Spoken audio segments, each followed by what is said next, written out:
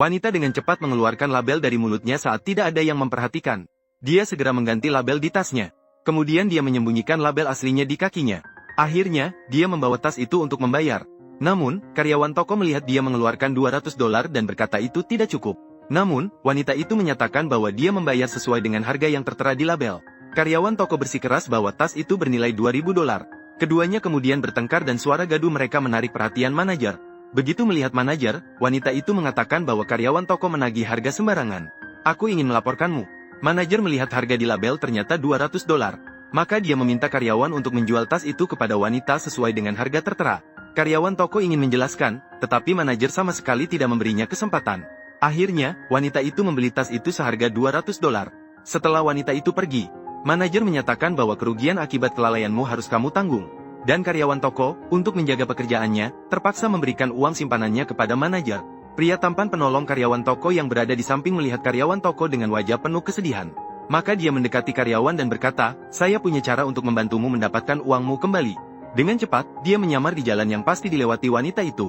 Saat wanita itu lewat, dia sengaja menjatuhkan uang tunai dari dompetnya ke tanah. Wanita itu melihat begitu banyak uang dan matanya terbelalak. Jadi dia menawarkan untuk membantu mengambilnya.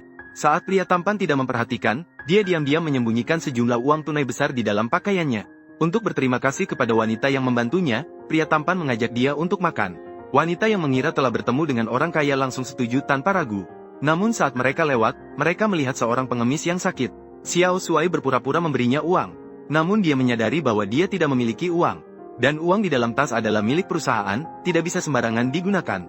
Setelah mendengar kata-kata pria tampan, untuk memberikan kesan yang baik di depan pria tampan, wanita itu mengeluarkan $100 dari tasnya dan memberikannya kepada pengemis. Namun pria tampan mengatakan bahwa itu terlalu sedikit. Tunggu sebentar, kita akan pergi makan di restoran mewah. Setidaknya kita harus menghabiskan ribuan dolar. Kita tidak boleh terlalu pelit.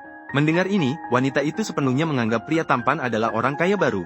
Jadi dia mengeluarkan semua uangnya dan memberikannya kepada pengemis. Melihat tujuannya tercapai, pria tampan meminta wanita itu untuk membantunya memegang tas. Dia membawa pengemis itu untuk membeli obat. Tepat saat Xiao Shuai pergi, wanita itu tidak sabar memasukkan uang dari tasnya ke dalam tasnya sendiri. Namun saat dia memasukkan, dia tiba-tiba menemukan tulisan uang palsu di atas uang itu. Saat itu dia baru menyadari bahwa dia telah ditipu. Dan pengemis itu sebenarnya adalah karyawan yang menyamar. Akhirnya dia mendapatkan kembali kerugiannya.